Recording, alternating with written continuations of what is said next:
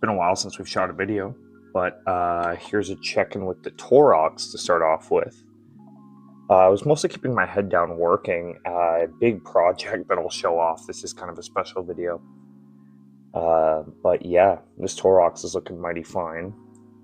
Needs some matte coat, a little more chipping, but treads came out nice, details came out nice. I'm quite happy with the texture on it. Really cute little car. I haven't done the interior or the driver yet, but that's what I got. And with that, all my vehicles are basically ready for the decal stage, and then a matte coat, and maybe a little bit of washing, and then final touches. And speaking of all my vehicles, I've filled out my roster. And filled out it is, so let's go look at this. So here we have, colloquially referred to as the Baneblade, but this is the Stormlord configuration. This is a tank that can be 8 different tanks.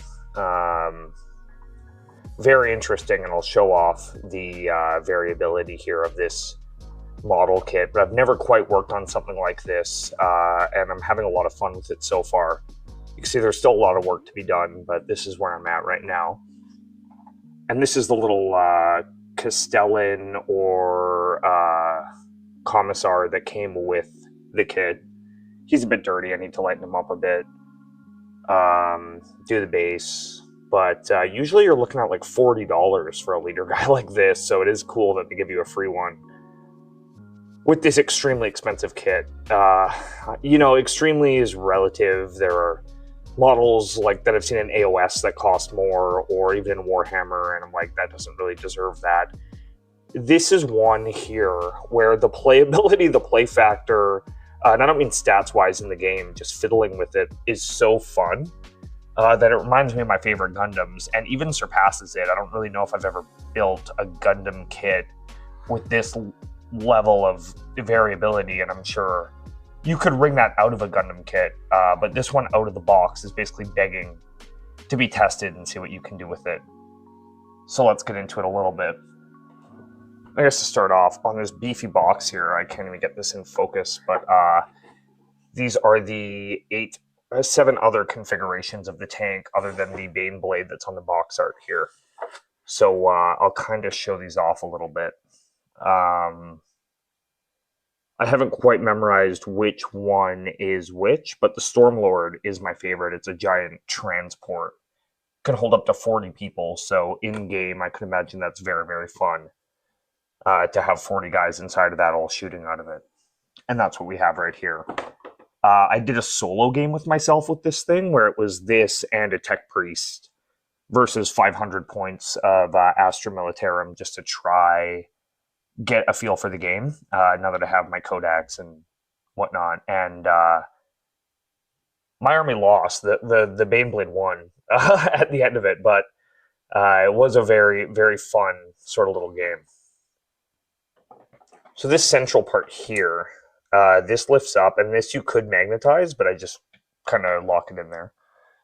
And this, I mounted 2 magnets in there, and this is my first time magnetizing a kit, so a lot of it's really sloppy, but I was having a lot of fun shoving magnets anywhere I could.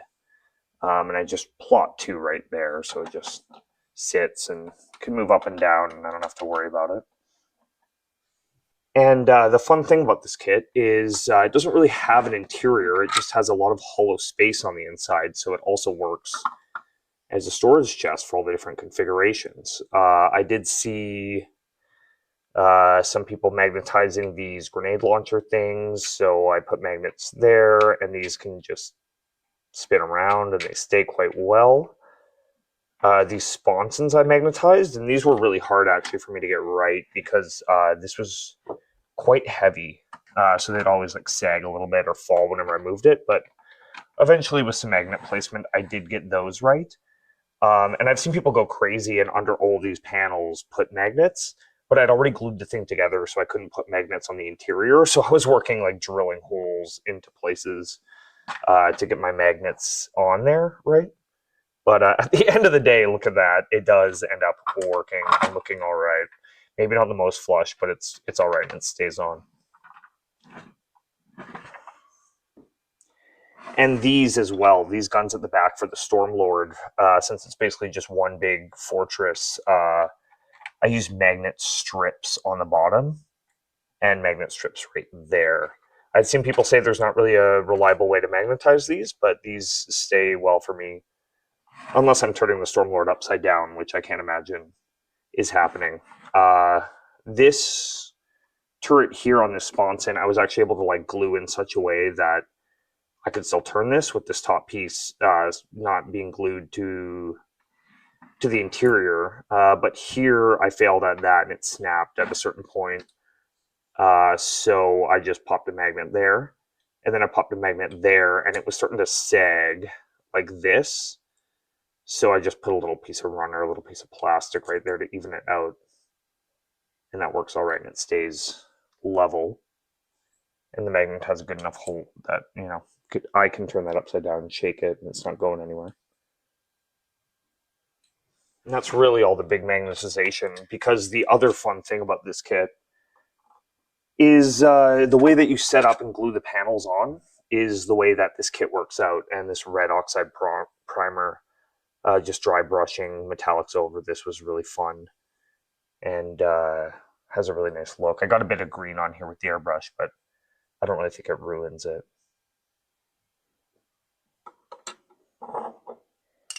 This Mr. Hobby red oxide surfacer is beautiful.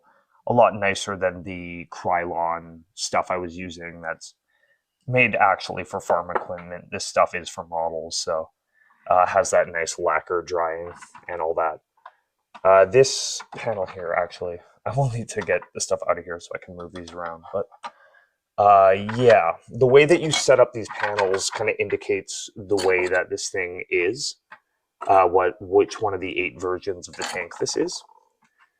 And I was seeing on another guide that if you glue plastic along here at a certain measurement, you can just slot them on without having to worry about it. And that worked out well for me. Nothing needs to be magnetized on these panels, really. They just hold quite well.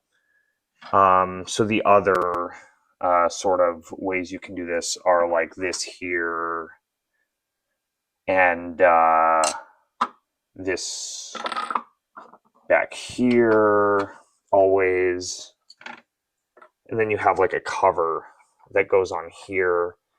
This was 2 pieces, but you can just glue this together and slot that on there. This can go back here. This is the main, I guess, hull or cabin or whatever for most of the configurations. And then there's a lot that you just do with this cannon here. So this as well, put 2 magnets right here to line up with the 2 magnets I put in there previously. And magnet inside there, although it's covered in primer and paint and whatnot, so that's fine. And that just slots on like that. That's not going anywhere with that magnet holding it. And then you plop this on top there like that. And this is one configuration here. And like plopping this piece on is another configuration. And this as well is another configuration, as well as this. So they kind of cheat. These are all like 4 different versions of the tank or whatever, but still pretty cool. And yeah, with this stuff, just the red oxide and then dry brushing a little bit of metallic over this looks really nice. And I think a black wash will bring this all together super nice. I think this is it for this configuration here, but I prefer the Stormlord, so I keep this one here. Also, it's kind of the easiest one to not knock around or mess up for just moving this top part here. But yeah, very fun. Cool little kit. And those are all the alternative versions, and I'm sure came out over the years in different variations of the kit. But yeah, you got the classic Baneblade here. Oh, and this is, oopsie. This is actually the guy who I can plop in on top of the Taurox here, but he also fits on top of the Baneblade, so I figure I'll paint him up and he'll be the open hatch Baneblade pilot. So those were all the different ways that you swap around the panels for the different Stormlord configurations or whatever. This is the top for the Baneblade, and this is a separate turret that this can turn. Slide that in. That just sits like that perfectly. I didn't need to add any plastic there. That just sits there like that. And then that on top like that. And we got your classic Baneblade here. That's what this is. This I magnetized so that this can still turn. And then I kind of got greedy and stupid and wanted to make this easier to transport. So I put a magnet in here. And a magnet on, sorry about my focus, Jesus. And right here, there's a magnet as well. So I can literally just plop this on, and it actually can be posed and stays, and it's not falling off all the time. So that's pretty cool. Worth a shot if you have a little tiny drill.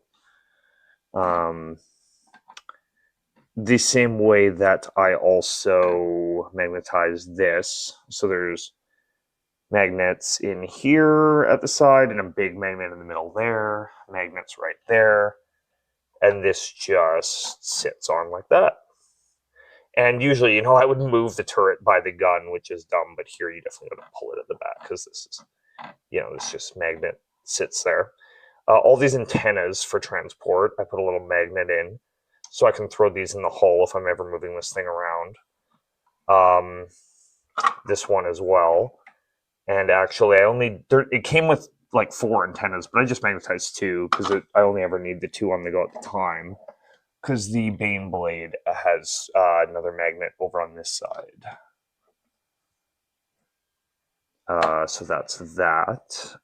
This, it turns. This was a bit awkward to paint because I glued this in, so not everything back here got painted, but once that's washed, that'll be okay. But yeah, there's ways by putting plastic in the sides there and enough magnets, you can keep all 8 configurations and play this however you want if you don't want to commit to one. And I figured with like a $200 model kit, I might as well. But I'm always playing with this thing and fiddling with it, plopping parts around and changing how I'm displaying it on the shelf. This back part here is really nice. I'm going to add a little bit of detail to this, but like look at that. Some of the details astounding on these kits compared to Gundam. But, you know, they are different strokes and different sort of things. But yeah, I'm really, really having fun doing this kit. And a lot of the stuff that I learned here with the magnets and whatnot will come back around to Gundam. I'm definitely going to be drilling and adding magnets to every, you know, Gundam that I can, or every Gundam backpack and stuff like that. So I'm not breaking off pegs or having to use a bunch of polycaps for customization. Very, very fun. I really just wanted an excuse to show this off. This is a really cool way to flex your modeling chops, just trying to keep all versions of this kit intact. And there's been a guide that's been out there for about 10 years. This is a 2007 or 8 kit for how to do the Octoblade, so all 8 versions of the tank in one build, which I did end up successfully doing. And there was a lot of little creative solutions that I did for myself that were not part of the guide or the way that people recommended to do things. Even like measuring these out, I just kind of sussed it out myself. I didn't necessarily measure how many 1/8 of an inch down or whatever it was there. I just kind of aligned it up with the bottom of here so that everything would sit semi-properly, and then kind of bent it or moved it as needed. Oh, I should also note that this is a different configuration to plop onto this cannon as well. I always forget about this piece because it's probably the laziest form. It's just this. But yeah, whatever. And this one doesn't really stay. I didn't really figure out a way to magnetize this effectively, but I don't really think I'm going to be running this specific configuration a lot. And if I do, maybe I can just throw a little bit of blue sticky tack in the top there and stick it on the top like that.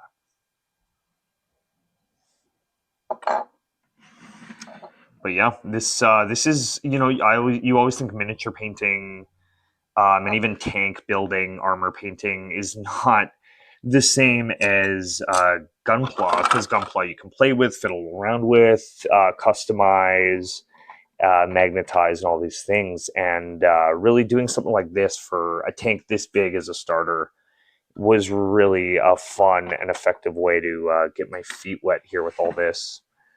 So yeah, I'm a huge fan of this kit. And it is actually scary that I would want to do another, but not anytime soon. I do think that I'm going to call it on doing a second army. I have one army, and I think that's cool for me. And I can play with it, and I've been running some games against myself, and, you know, that's fine. But my girlfriend and I are going to start painting up some of those goblins from Age of Sigmar that are all like mushroomy and worship the moon. Those look really cute and fun to paint and up our alley. So we'll do that as a little thing together once in a while. But yeah, I have a lot of Gundam projects that I have piled up sitting in my backlog. So I'm going to get to those and do a little mini painting and a little bit of Warhammer stuff on the side. But yeah, this has been great for airbrush practice too. I did not mention I did try to do, you know, some pre-highlighting on the top here, and I maybe went too hard, but I kind of actually like the look because it's almost like a camo now at this point. But yeah, I think I'm going around those panels with a light color. Maybe I should have went over once again with my base coat after I did the highlighting, but you know what? It's a learning experience. So yeah, I appreciate you all watching. I'm really proud of my army. It's going to be fun to play with. And in the meantime, I've also been checking out this book about Warhammer tanks. Very cool book so far. I mean, I'm not that far in it, but is some cool fiction. So yeah. Thanks for watching, guys. Stay tuned for some good Gundam stuff coming up. And yeah, take care.